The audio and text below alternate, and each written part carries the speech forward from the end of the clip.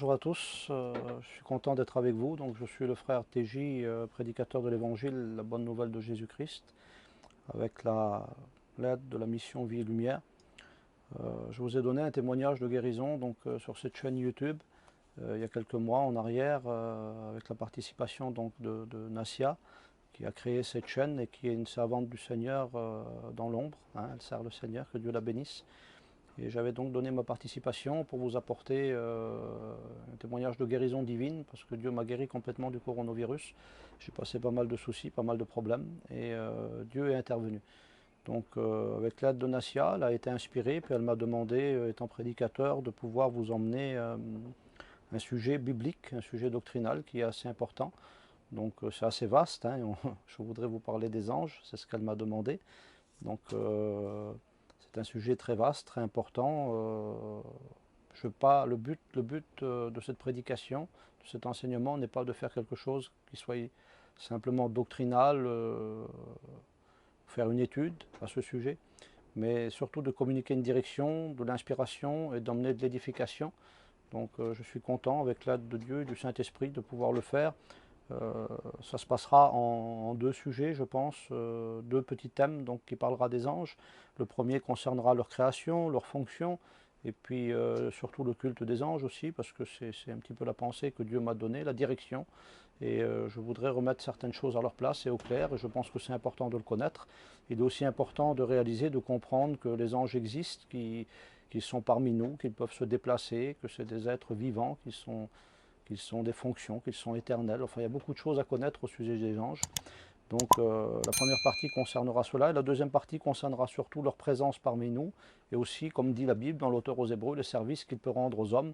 Donc je voudrais vous présenter ce que la Bible déclare à ce niveau-là, et aussi à ce sujet-là, et aussi vous rendre quelques expériences que j'ai vécues moi-même, pour vous faire connaître et comprendre que les anges peuvent être là au milieu de nous, et qu'ils peuvent même, selon Dieu ou sur la direction de Dieu, venir à notre secours. Donc que Dieu vous bénisse à tous, que Dieu vous encourage. Il y a aussi un frère qui est avec moi, donc le frère Alonso, que Dieu le bénisse, hein, c'est un chrétien. Et puis c'est lui qui est chargé de filmer et puis de prendre en charge cette caméra et puis cette vidéo qu'on a fait ensemble. Je voudrais vous dire qu'il a aussi prié le Seigneur, donc il a demandé la grâce de Dieu pour qu'il y ait des choses qui se passent. Et je crois que dans la direction du Seigneur et par son inspiration, beaucoup de choses vont se passer. Donc que Dieu vous bénisse à tous. On va commencer notre petit sujet. Gloire au Seigneur. Donc je voudrais vous lire un premier verset qui se trouve dans Matthieu 26 et à partir du verset 53. Donc c'est une déclaration que Jésus fait à Pierre, et je voudrais qu'on puisse s'en rendre compte, parce que Jésus lui-même témoigne de cette grâce et surtout de cette grande réalité des anges qui sont parmi nous. Et c'est Pierre qui déclare, c'est Pierre à un moment donné qui sort un petit peu de ses gonds et puis qui essaye d'agir par la chair face à ce qui se passe, à l'arrestation de Jésus. Et puis à un moment donné, Jésus va lui dire ces mots-là. « Penses-tu que je ne puisse pas invoquer mon Père, qui me donnerait à l'instant plus de 12 légions d'anges ?» C'est important, c'est un sujet qui est important. Donc Jésus déclare à ce moment-là que s'il voudrait se défendre, il n'aurait pas besoin de Pierre, il n'aurait pas besoin de son épée, il n'aurait pas besoin de la chair en quelque sorte, parce que ce n'est pas ce qu'il est venu emmener. Mais il aurait pu en un instant invoquer son Père, qui lui aurait donné lui-même 12 légions d'anges, ce qui fait plus de 72 000 anges. Et quand on considère les anges, quand on considère ce qu'ils sont capables de faire, je pense qu'il n'y aurait pas eu besoin de 72 000 anges pour intervenir à ce moment-là. Mais c'est pour vous dire que les anges sont bien réels, ils sont existants, le royaume de Dieu est parmi nous, et Jésus nous l'a présenté, il nous le présente de cette façon-là. Donc la Bible parle des anges, de leur création, de leur fonction, de leur service envers les hommes. Toutes ces choses en font un sujet qui est très très important. C'est important pour nous de le connaître. Et ça nous donnera davantage de connaissances spirituelles, je le pense. On en a besoin, parce qu'aujourd'hui aussi, il faut le dire, il y a beaucoup de connaissances. Certaines connaissances peuvent même nous emmener dans des déviations. Ce n'est pas le but. Nous, ce qu'on veut, c'est de la connaissance spirituelle, du discernement, qui nous enracinera davantage dans la foi et surtout dans la vérité de Dieu. Alors je voudrais, avant de vous parler des anges, dans ce qu'ils sont, dans leur création, je voudrais vous rappeler cette vérité biblique, que les anges font partie du ciel, c'est une réalité. Ils sont célestes, ils ne sont pas terrestres, ils font partie du royaume de Dieu, parce que Jésus le déclare, et on pourrait utiliser beaucoup d'autres versets, mais ils sont des créatures et pas le Créateur. Et il est important pour nous de faire cette différence. Ils sont célestes, ils sont puissants, mais ils ne sont pas divins. Et n'étant pas divins, ils ne doivent ni être priés, ni être vénérés, ni leur rendre un culte. Et je pense qu'il est important de relever cette précision pour la simple raison que la Bible, la parole de Dieu, nous commande d'adorer le Créateur et non la créature. Alors je voudrais utiliser la parole de Dieu pour vous prouver mes dires, parce que ce que je dis moi, ce n'est pas tellement important, parce qu'un homme peut avoir des pensées, des idées. Ce qui est important, ce n'est pas nos pensées, nos idées, mais ce qui est important, c'est ce que dit la parole de Dieu. Alors, la parole nous parle et puis nous commande, parce que c'est un commandement de Dieu, de ne pas adorer la créature, mais d'adorer le Créateur. Alors, le premier verset se trouve dans le livre de l'Exode, chapitre 20, à partir du verset 1 et jusqu'au verset 4. Alors Dieu prononça toutes ces paroles, il est question du décalogue. Dieu prononça toutes ces paroles en disant « Je suis l'Éternel, ton Dieu, qui t'ai fait sortir du pays d'Égypte, de la maison de la servitude. Tu n'auras pas d'autre Dieu devant ma face. Tu ne te feras point d'image taillée, ni de représentation quelconque des choses qui sont en haut dans les cieux, qui sont en bas sur la terre, et qui sont dans les eaux plus bas que la mer. Tu ne te prosterneras pas devant elles, donc pas de vénération. Et tu ne les serviras point, car moi, l'Éternel ton Dieu, je suis un Dieu jaloux. » Cette déclaration vient de l'Écriture, ce n'est pas la déclaration d'un homme, c'est donc Dieu qui le déclare, et plusieurs versets de l'Écriture en parlent. Là, il est question d'un commandement, il n'est pas question simplement d'une pensée ou d'une idée. Dieu déclare qu'il ne faut pas adorer ce qu'il y a dans le ciel ou sur la terre, qu'ils ne font pas sans faire des images ou des représentations quelconques. Il y a même encore d'autres versets qui en parlent, et je voudrais être clair avec vous. Il y a un autre verset donc dans le livre du Deutéronome, chapitre 4, versets 14 à 19, et je voudrais vous le lire aussi. Il est question donc, en ce temps-là, l'Éternel m'a commandé, c'est Moïse qui parle, hein, et il rappelle ce que l'Éternel a déclaré lui-même. En ce temps-là, l'Éternel me commanda de vous enseigner des lois et des ordonnances afin que vous les mettiez en pratique dans le pays dans lequel vous allez prendre possession. Puisque vous n'avez vu aucune figure le jour où l'Éternel vous parla du milieu du feu à Horeb, veillez donc, veillez attentivement sur vos âmes, de peur que vous ne vous corrompiez et que vous ne vous fassiez une image taillée, une représentation de quelque idole, la figure d'un homme ou d'une femme, la figure d'un animal qui soit sur la terre, la figure d'un oiseau qui vole dans le ciel, la figure d'une bête qui rampe sur le sol, la figure d'un poisson qui vit dans les eaux au-dessous de la terre. Veille sur ton âme, de peur que levant les yeux vers le ciel et voyant le soleil, la lune, les étoiles, toute l'armée des cieux, et là il est question des anges, tu ne sois entraîné à te prosterner en leur présence et à leur rendre un culte. Ce sont là les choses que l'Éternel a données en partage à tous les peuples sous le ciel tout entier. Mais à vous, l'Éternel vous a appris et vous a fait sortir de la fournaise de l'Égypte, afin que vous lui fussiez un peuple qui lui appartient en propre, comme vous l'êtes aujourd'hui. Et il précise encore au verset 24, car l'Éternel ton Dieu est un feu dévorant et un Dieu jaloux. Alors il est important de mettre cette clarté en place. Pourquoi? Parce qu'au jour d'aujourd'hui, on peut se tourner à rendre un culte ou une vénération à des choses qui sont célestes ou divines.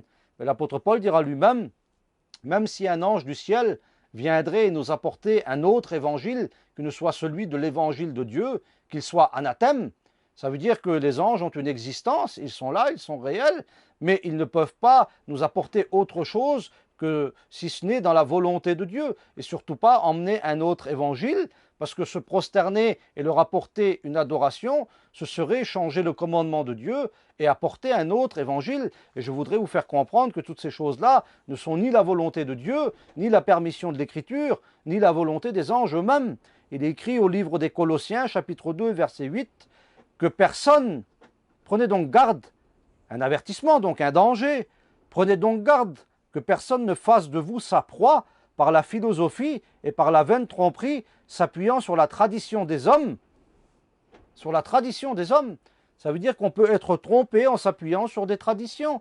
Et je ne voudrais pas aujourd'hui faire la guerre à toutes ces choses-là, mais la Bible déclare que l'Écriture est inspirée de Dieu, 2 Timothée chapitre 3, verset 16. L'inspiration, c'est la communication de la vie, et au travers de la Bible, Dieu nous communique la vie. Mais on peut aussi se baser sur des traditions qui soient des traditions d'hommes, des traditions humaines. Et puis ces traditions-là nous emmènent dans une vaine tromperie parce qu'elle n'est pas basée sur l'Écriture ou son inspiration, mais elle est basée sur la tradition des hommes. Je voudrais aujourd'hui pouvoir faire cette différence. Les anges eux-mêmes le confirment.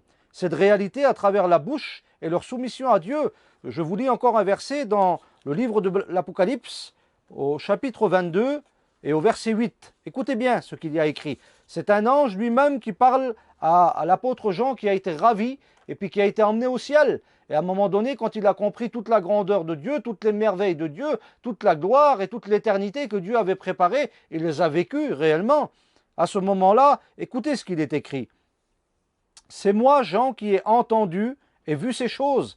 Et quand j'eus entendu et vu ces choses, je tombai aux pieds de l'ange qui me les montrait pour l'adorer. La Bible précise. Mais il me dit, garde-toi de le faire. Je suis ton compagnon de service et celui de tes frères, les prophètes, et de ceux qui gardent les paroles de ce livre. Adore Dieu seul. Et là, nous sommes devant la proclamation de l'ange lui-même. Nous sommes devant la proclamation de l'ange qui dit à Pierre qu'il allait tomber à genoux, qu'il allait le vénérer, qu'il allait l'adorer, de ne pas le faire. Alors, je voudrais quand même mettre cette clarté, parce que l'Écriture nous entraîne, non pas à nous adorer n'importe où et n'importe comment, et devant n'importe qui, mais que nous puissions nous prosterner et adorer Dieu seul.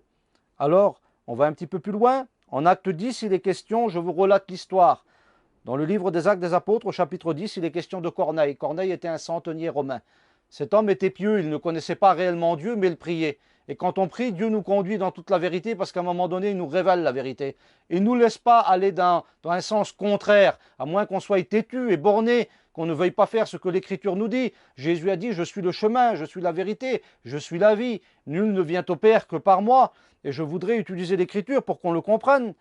Cet homme était pieux, il priait Dieu, mais il ne connaissait pas le chemin du salut. Il ne connaissait pas comment rentrer au ciel. Alors, à un moment donné, Dieu va permettre une grâce particulière, il va utiliser un ange. Un ange va lui apparaître dans le milieu de l'après-midi. Et puis il va lui dire, Corneille, homme bien-aimé, tes prières et tes aumônes sont parvenues jusqu'à Dieu. Il les a entendues et il s'en est souvenu. Oui, Dieu se souvient de nos prières. Dieu se souvient aussi de ce qu'on fait pour lui. Et au travers de cela, Dieu va communiquer quelque chose. Il va même déplacer du ciel un ange qui va venir vers Corneille et qui va lui dire, voilà, maintenant il faut que tu fasses quelque chose. Il faut que tu envoies quelqu'un à Jopé dans la maison de Simon le courroyeur. Parce qu'il y a là-bas un homme qui s'appelle Simon-Pierre. Fais-le venir dans ta maison. Il te dira comment tu seras sauvé toi et toute ta famille. Et nous connaissons ensuite le reste. L'histoire se passe. Pierre vit une expérience où une vision lui est donnée et où Dieu lui demande d'accompagner des hommes pour rentrer dans la maison de Corneille. Et quand ils rentrent dans la maison de Corneille, alors toute chose prend sa place et puis ils comprennent qu'en réalité il y a une direction de Dieu. Ils lui prêchent l'évangile du Christ, l'évangile de la bonne nouvelle, le salut par la foi. Et à ce moment-là, le Saint-Esprit vient visiter tous ces païens comme il l'avait fait avec ceux de Jérusalem au commencement. Alors il y a une direction de Dieu claire, précise, peut-être pour ta vie aussi aujourd'hui. Peut-être que jusqu'à maintenant tu t'es agenouillé et tu as prié d'autres choses qui étaient dans le ciel et tu t'en es fait des images. Mais Dieu est un Dieu jaloux et quand il sait qu'on l'aime, comme pour Corneille, il se souvient de nous et il nous révèle toute la vérité. Alors il doit écouter le message de l'évangile pour être sauvé. Le salut en Christ, la croix du calvaire, le seul médiateur entre Dieu et les hommes. 1 Timothée 2 au verset 5. La Bible présente, l'Écriture le dit comme cela, il est le seul médiateur entre Dieu et les hommes. 1 Jean 2, 1, il est aussi écrit qu'il est le seul avocat auprès du Père, et en Acte 4, 12, le seul nom qui était donné pour les hommes par lesquels nous puissions être sauvés. Et Pierre l'a déclaré à tout Jérusalem de l'époque. Jérusalem était rassemblée, et c'est le message de l'apôtre Pierre. Il faut que vous le sachiez tous, que tout le monde le sache. Il est le seul nom qui a été donné sous le ciel par lequel nous puissions être sauvés. Les anges sont des créatures de Dieu, mais ils ne sont pas divins. Ils ne peuvent nous apporter le salut, mais ils peuvent être des messagers envoyés par Dieu pour simplement nous confirmer que l'Écriture, l'Évangile est la bonne nouvelle que nous avons besoin. Et Pierre est venu prêcher cette bonne nouvelle. Il l'a proclamée partout, au peuple juif, au peuple païen. Il l'a proclamée aux religieux, aux sadducéens, aux pharisiens de l'époque. Les uns croyaient aux anges et croyaient en la résurrection. Croyaient en la vie éternelle. Les Sadducéens, eux, ne croyaient ni aux anges, ni à la résurrection, ni à la vie éternelle. Ils ne croyaient pas en grand-chose, ils n'étaient simplement des religieux qui cherchaient du pouvoir. Et je voudrais vous dire, aujourd'hui, comme Pierre l'a dit à l'époque, il faut qu'on le sache tous. Tout le monde doit le savoir. À l'époque, il n'y avait que Jérusalem, avec le peuple, les religieux, les sectes qu'il y avait, etc. Mais aujourd'hui, cette bonne nouvelle s'étend partout. elle ne s'étend pas simplement au peuple de Jérusalem et ceux qui étaient présents, mais l'inspiration de l'Écriture, au travers Jean 3,16, nous donne cette déclaration quand il dit « Sachez-le tous », ce n'est pas que pour eux, mais c'est pour le monde entier, c'est pour nous, c'est pour toi aussi aujourd'hui. Cette déclaration s'étend sur le monde, car Dieu a tant aimé le monde qu'il a donné son Fils unique, afin que quiconque croit en lui ne périsse pas, mais qu'il ait la vie éternelle. 7 fois, dans le Nouveau Testament, il est déclaré que Jésus est le Fils unique du Père. Alors les références sont simples, 5 fois dans l'Évangile de Jean, une fois dans l'auteur aux Hébreux, et une fois encore dans l'Épître de Jean. Alors on retrouve 7 fois Jésus, Fils unique du Père.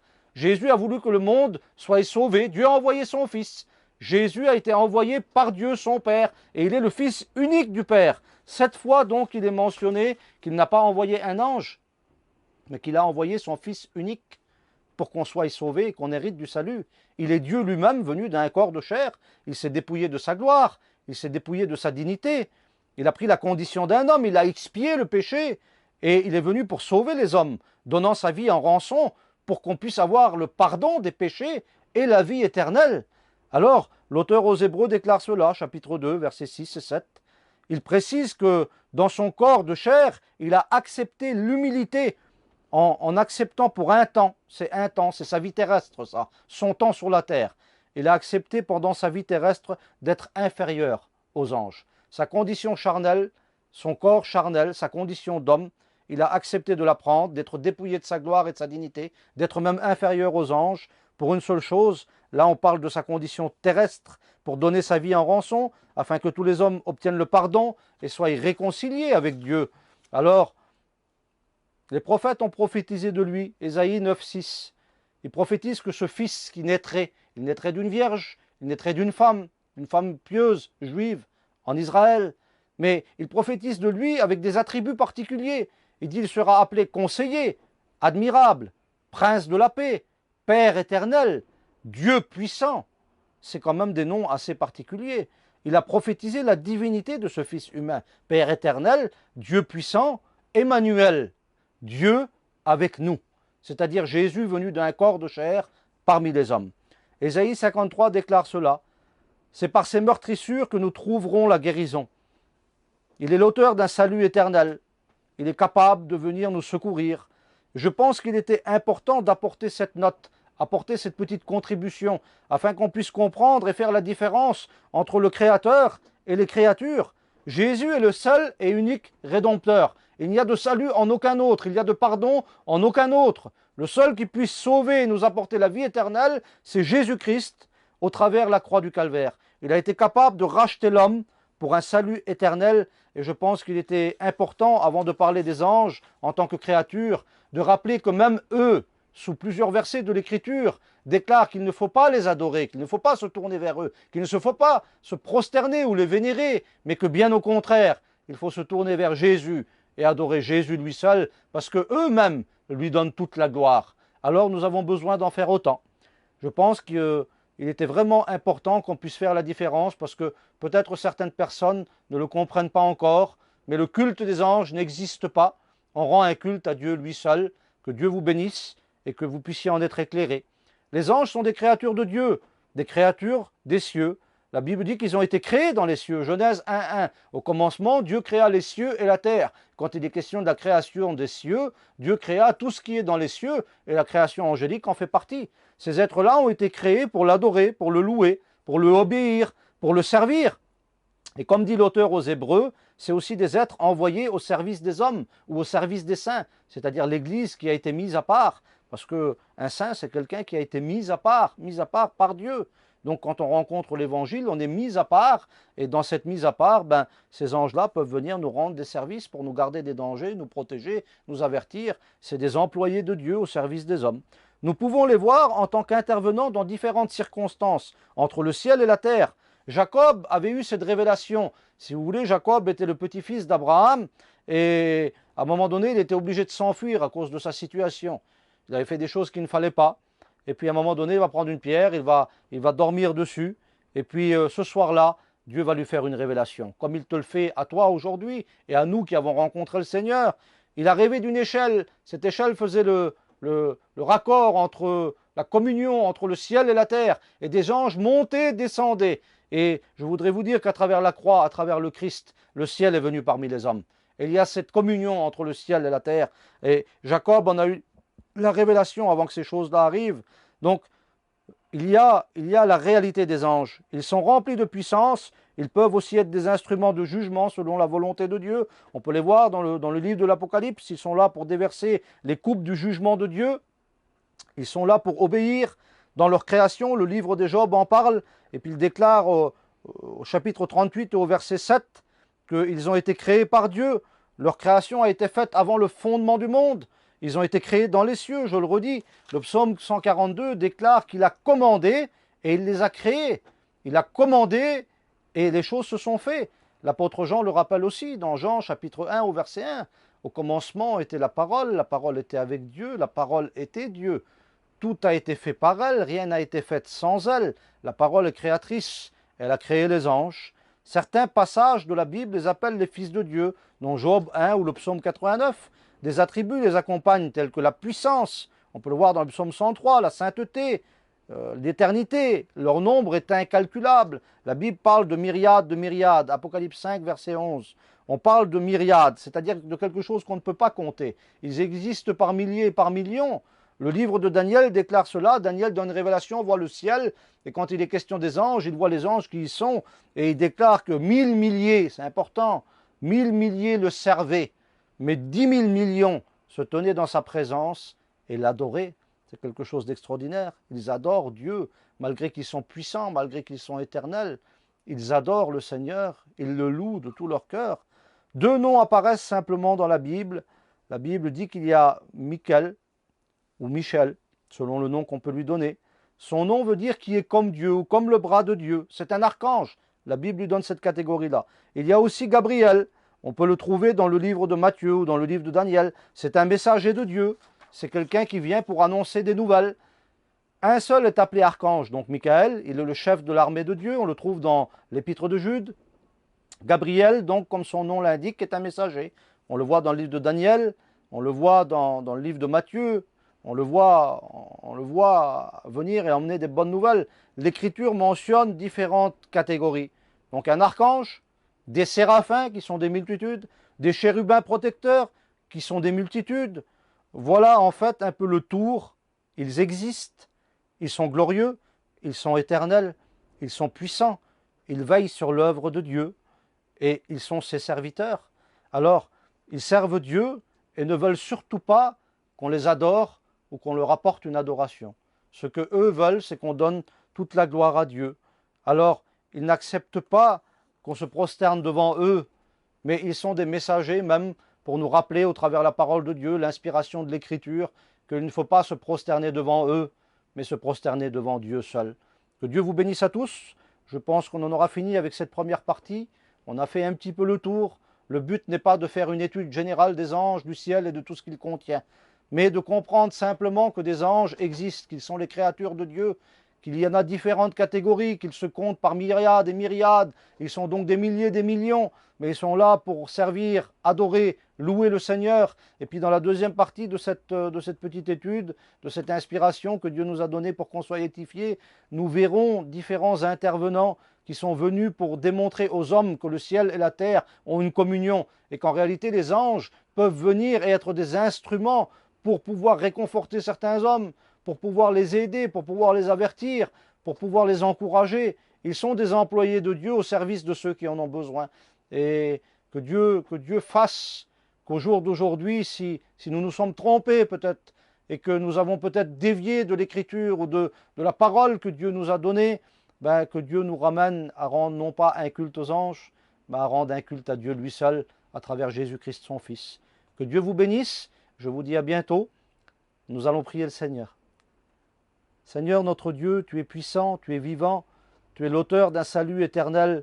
Et je te prie pour tous ceux qui sont là, tous ceux qui écoutent ta parole, tous ceux qui ont besoin de recevoir cette parole qui descend du ciel et qui puisse leur faire comprendre la vérité. Que les écailles tombent, Seigneur, de leurs yeux et qu'ils puissent comprendre la vérité spirituelle, qu'ils puissent se rendre compte que les anges sont des créatures merveilleuses, mais qu'ils ne sont pas le Créateur, qu'au travers de Jésus, nous trouvons le pardon de nos péchés et la vie éternelle. Au nom du Christ vivant, que ces quelques mots servent à apporter véritablement la lumière et à produire l'édification, non seulement pour le monde, mais aussi pour ton peuple. Que la parole de Dieu, Seigneur, trouve le chemin des cœurs et que par la grâce, le Saint-Esprit, Seigneur, fasse et continue le travail qui se fait maintenant. Au nom de Jésus, ton Fils. Amen. Que Dieu vous bénisse à tous. Je vous dis à bientôt. Et on n'oublie pas de remercier aussi Nazia. Que Dieu la bénisse, que Dieu bénisse son foyer, que Dieu bénisse le travail qu'elle fait. Et puis je vous dis à bientôt.